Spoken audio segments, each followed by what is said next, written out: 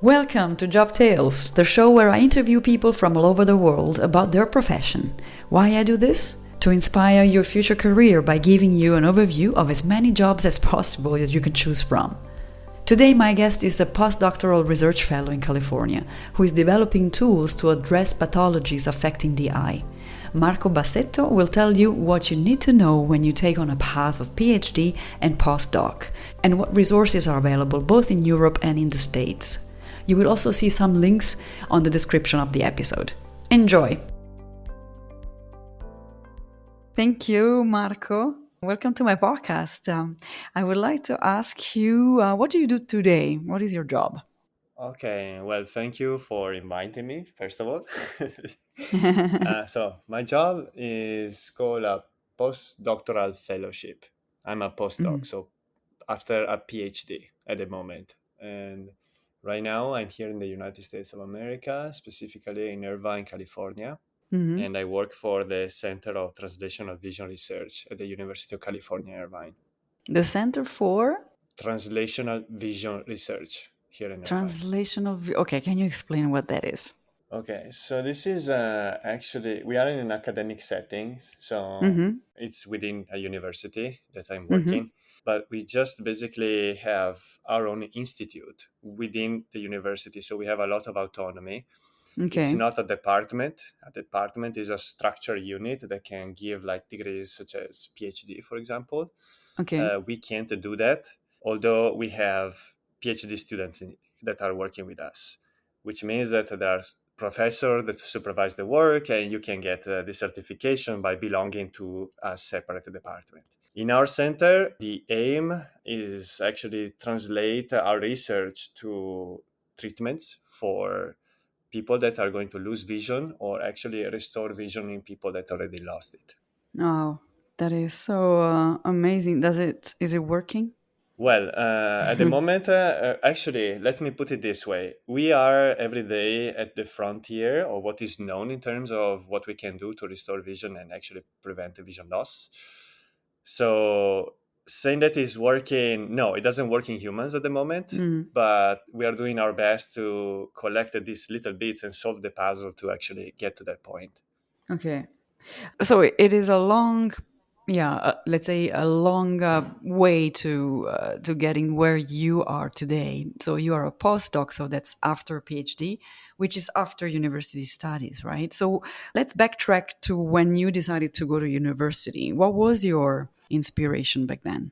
That's a funny story. So I need to actually make a clarification. Everything I'm going to say is actually applies to what happens in Italy and or probably what was happening in Italy because the rules are always changing.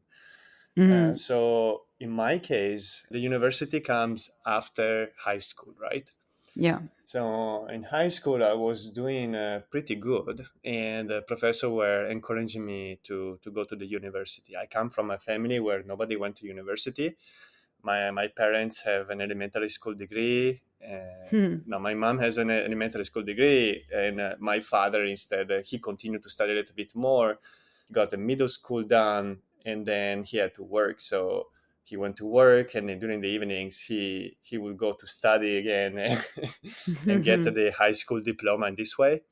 But nobody actually pursue any academic study. So for me, it I was see. like no, I didn't have any raw example or someone to follow in my family, and it has been totally spontaneous. Okay. So And you had the in terms, calling. Mm. yeah, I mean, Kind I of. was positive enforcement from the professors. And in terms of which type of study to pick, well, I didn't know what I liked. I was good in pretty much everything, so I tried everything. You know, in Italy, you before committing for the studies, you need to take this test for these faculties where the number of people that can join the course that year is limited. Mm. And so I tried medicine, I tried physical therapy, I tried the stuff that I eventually studied, which is called chemistry and pharmaceutical technology. So it's a Okay. blend between chemistry, pure chemistry, and pharmacy. And in the end, you get like a true a pharmacy degree, you can work as a pharmacist, which I did for 6 months, Okay. and you can work also as a chemist. And the choice of why that one over the rest is because I qualified very well. I don't remember the exact number of how many people were actually testing that year, but I arrived like in the top 10. Wow. Yeah, and then I have two friends from high school that were joining the course, and I was like, okay, So that's a that's the way you do sign. it. That's a sign I need to go. That's funny. Exactly. It's a, it can often be the case, right? Like, so awesome. So that's what you did during your university years, chemistry and pharmaceutical technology. Yes. So you said that you scored well, among the first 10. But did you like it? Like, did you feel that you could be strong at that? That's a good question. I have no idea, in Hmm. the sense that I said I didn't have any attraction. Like I didn't have any model to follow. I didn't know anybody that was doing actually that course. Like Hmm. between friends, between people that know other people, I had no idea. So it was just jumping in the unknown Yeah. completely. And I liked, of course, chemistry. I like mathematics, physics, like the exact sciences. Okay. I was pretty strong in that, and I just decided to pursue the thing. To go for it, yeah. Yeah, I'm asking because a lot of people are in your same situation. I was back then as well. And you're when you're very young and you need to choose, you need to pick something that will become your future, professional future. It's not easy, and there's always a lot of gray line in between choices. So, but it seems that you did that study, and then after finishing university, you had the choice to work and to keep studying, or what was your, let's say, decision then? So actually, let me go to a time point behind what you asked, because a Mm. key experience for me at the university was winning actually an Erasmus scholarship. So this is in Europe. We have several countries that belong to the Union, Hmm. and the Erasmus program is a program that allows students from one country to actually spend an amount of time that can go from 6 months to 1 year, if I remember well, to study abroad. Okay, abroad for us means like going from Italy to Spain, Yeah. or goes from Spain to Norway or Finland, or Mhm. yeah, exactly, stuff like that. And these actually movements, although in terms of distances are kind of small when you compare to the scale of the US or Australia, they actually entail very strong cultural shocks and barriers. So for me, it was an eye-opening experience, because it was the first time actually that I went outside Italy for a prolonged amount of time by myself Hmm. in a country where I didn't speak the local language. Right. And in my case, I chose to go to Tenerife, Hmm. so in the Canary Islands belonging to Spain. And I chose that spot because a friend of mine, actually a colleague in the course, he spent there about a year. And I Okay. heard only good things. And it was not because of the lab, it was not because of what was actually waiting for me there, but just because based on the experience that this gentleman had at that time. Okay. So you trusted him quite a lot. Yes. Yes. Nice. And did you have a good experience there? Like, are you happy with your choice? Absolutely, yes. And here it's where I go back to your question. So, this Erasmus project allows you to either study for courses, or if you do like the type of master that I was doing at that time, which consisted in 5 straight years, in the sense Yeah. that you commit for the studies, you go straight 5 years, you don't have much choices about which type of course you can take. It's predetermined mostly, Hmm. and this is a big difference to other type of courses like engineering, for example, or probably architecture, I don't know, these kind I of see. courses. And in my case was very structured, because Mm. when it comes to medical professions, you need to comply with what the nation, what the state demands, and therefore you need to cover specific areas. Okay. Okay, so the choice was awesome for me, because it allowed me to spend 1 year in a foreign lab. I never been in a lab before, Okay. in terms of like do through science.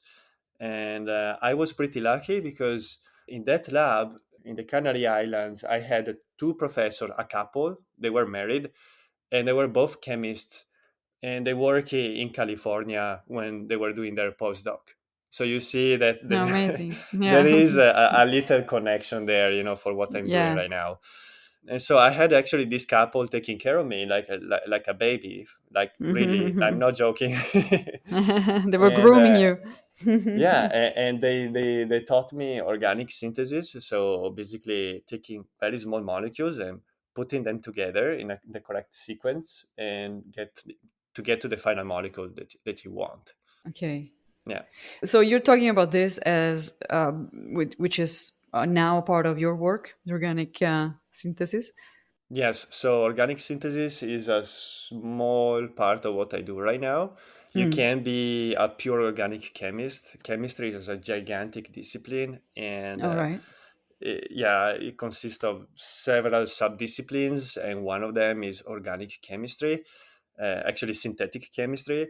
So yeah, it is still a part of what I do, but during the course of my life, I had the pleasure to actually come to the point where I apply this knowledge to actually solve real world problems. Hmm.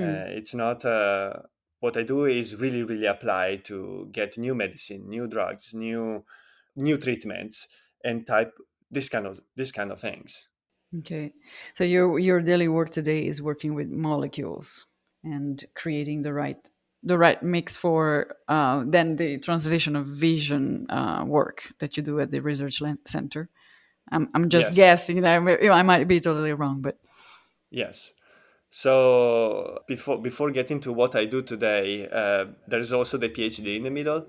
yes, which So is just a little bit, like only what 4 or 5 years of study and and sweating, right? whips, whipping. Whips. Okay. So the PhD idea, did it come from the couple that was grooming you back in Tenerife? No, no. No. All right. So it's a totally different thing. So actually, probably the choice of what I did for my master's was actually connected to my inner desire of liking to take choices or having options. I didn't know that area at the time. I didn't rationalize it in this way, but I think that this was kind of the push that I had. So why I say this? Because my degree in the end allowed me to work 6 months in a pharmacy, in a Yeah. public pharmacy, like the regular store that you see when you drive around. And I soon discovered that it was not for me. It was Mm. really not for me, that specific job. I was lost. I didn't know what to do, and I had my parents saying, "Why you don't do the pharmacist? Right? It's a respectable job. Why?" I was like, "I don't feel it." And so at that time, I had a girlfriend that I loved a lot, and she was speaking French. And I needed a job. I was doing good at the university. I studied a lot. It was difficult to pull off actually this master, and so I've been looking for PhD positions, Okay. specifically PhD positions that would allow me to speak in French, learn French. Okay. Hmm. So I was looking in the internet, and there is a beautiful tool for us Europeans that you can use. It's called. I can give you the details later, maybe, Yeah. because No, right no now problem. I don't remember about it, but it's still out there. It's a website from the European Union, Okay. actually, and it allows you actually to see all the listing of the PhD positions available out there, and you can filter them by chemistry or engineering Okay. or nursery, this kind of things. And Yeah. so, like this, I found this opportunity. It's a kind of a special one for what happens in Europe in terms of PhD positions, because I got what is called a Marie Curie Fellowship. So Marie Curie is a program of the European Union that is financing students and postdocs and even professors sometimes to pursue science. Okay. Okay. Hmm. So in my case, I applied to this specific position that was in a biotech industry located in Marseille, southern Hmm. France. It's called also Biosciences, and they do drug delivery. They develop ways to deliver genes and drugs to specific tissues of the body and locations. Okay. I had to go through a series of interview. Like first, it was just in person. Then you need to compile documents and all these kind of things, which is a very very important part to consider when you undertake actually a path, a job like mine. You need to be good in handling documents and building files and these kind of things. And so I did all these interviews, etc. I was doing other interviews in parallel, always a Marie Curie fellowship.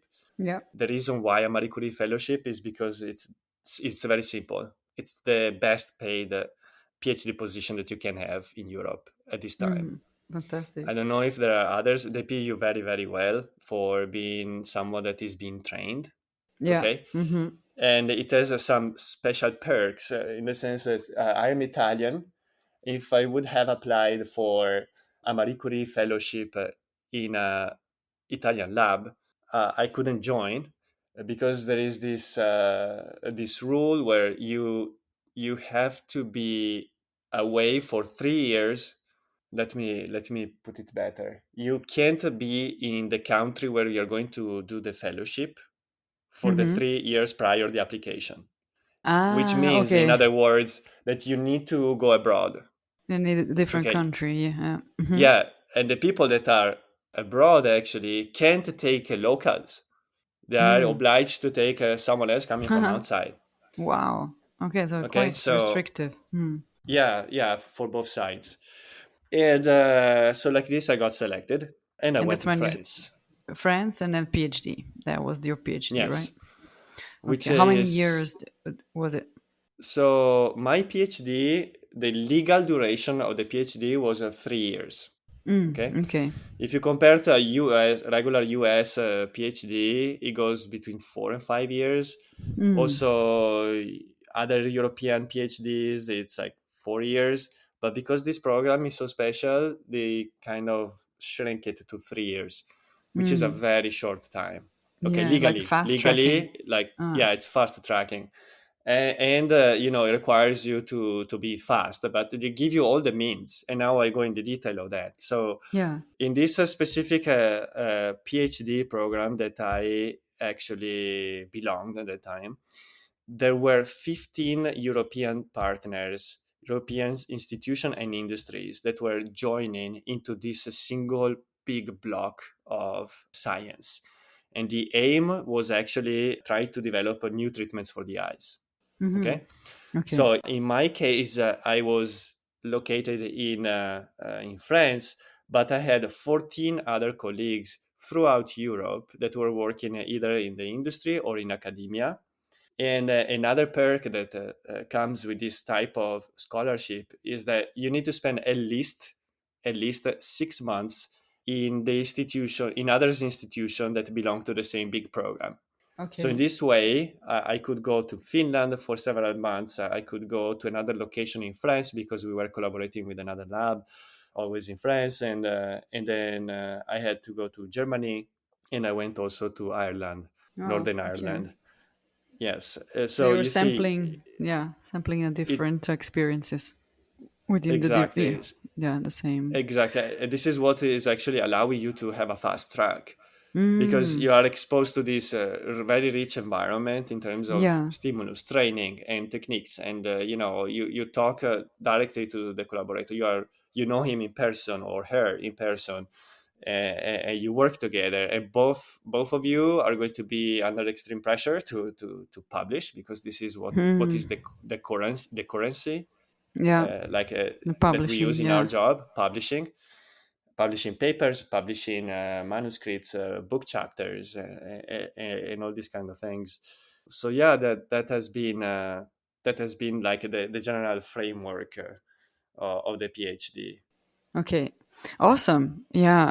So then, congratulations, you finished your PhD, and now you're doing postdocs. So I assume that you like the research environment and the university environment.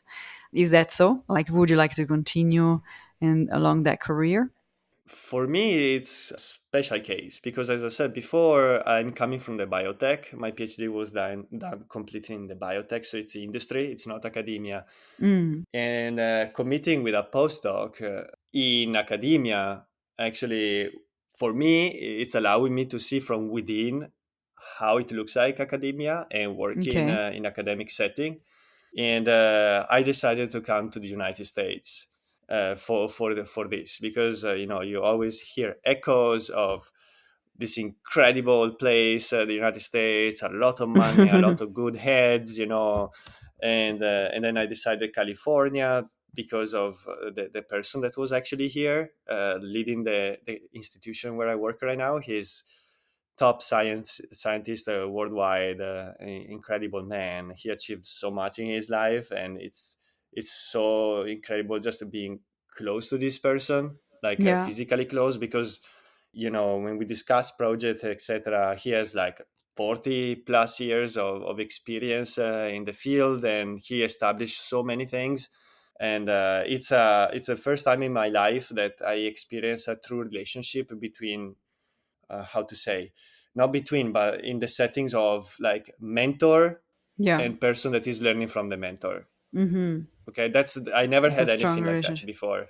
Okay, and you like it. It's Yeah, nice. It's yeah. It's and enriching. it's Mm. extremely enriching, not only from the scientific point of view, but also from the human point of view. Hmm. Uh, Amazing. because Plus, you do. I right mean, now, yeah, your topic, right? Your subject is also super important, and it could really change people's lives if you can restore vision or prevent vision loss, and work on that. So it's a super exciting project to be following. And how long is the postdoc? it depends on you.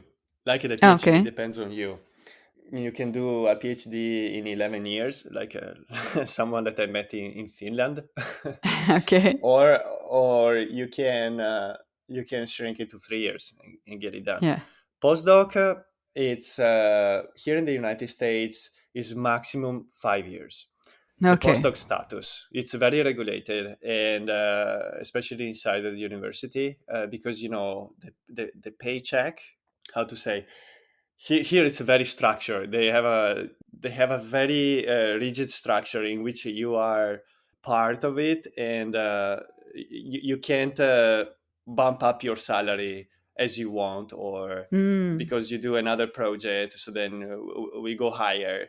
No, it's structured, it's fixed. You are a Okay. postdoc, which is considered as a training position. You are still someone that is in training, and that actually brings me to an important point. I didn't know this when I finished my PhD, that from the moment that you get your PhD, the PhD in your hand, there is a clock that starts. And what I means for that is that when you become a postdoc, actually after the PhD, you have 5 years of time to make your move and either become a professor or basically look for another job. When I say Mm-hmm. look for another job, means either you completely abandon the academic track, so you become like a professional scientist, and or other things, because with a PhD you can do so many things, and or you continue in the academic setting, but then there is a whole new type of jobs that you can apply for. But in terms of like becoming a professor, pretty Mm. much you're done if you don't make it in the first 5 years. Okay, I see. Uh, Yeah. And what's the goal for you? Will you be doing? Would you want to become a professor? You want to work in the industry again? So at the moment, Both. I'm exactly. So that's why I'm in the US as well. So in the Okay. US, it's more fluid compared to Europe. I have the feeling, although I can't really tell.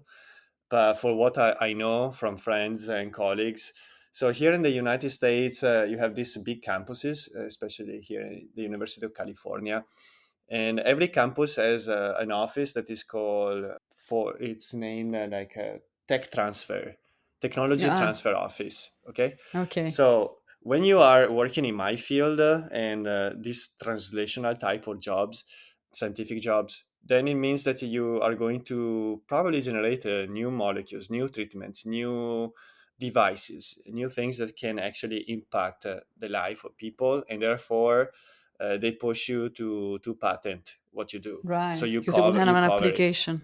Mm-hmm. Okay. Exactly. Yeah. So when you do that, then at the initial stage, it's the university that is holding the what is called intellectual property, Right. and uh, and then there are two things that can happen. If your patent is actually valuable and can be monetized easily, so then they can license it or even sell it to like private companies, for example, that want Mm. to take the risk and continue with the technology. Or you can open your own company, okay? And Okay. the what's going to happen is that this office transfer the intellectual property to you, and now you run the business. I see. Okay, Okay. so I'm saying these things because at the moment my research is going pretty well, and we are going to open a company soon, which is going to be a spin-off from the university. I don't know how it's going to be the Fantastic. configuration right now because everything is in progress. And at the same time, I work really hard and I try my best to see if I can be a professor. This is not something that I was dreaming about, or it was not a dream of mine. It's not because I want to emulate someone, but it just looks like that the planets are kind of aligned for me in this moment to pursue this type of job or this type of opportunity more than a job, Okay. and Fantastic. Yeah. and for this you have a separate mechanism actually. So let me just talk about how is my day, so like this you can have a sense of what I'm going to Okay. say.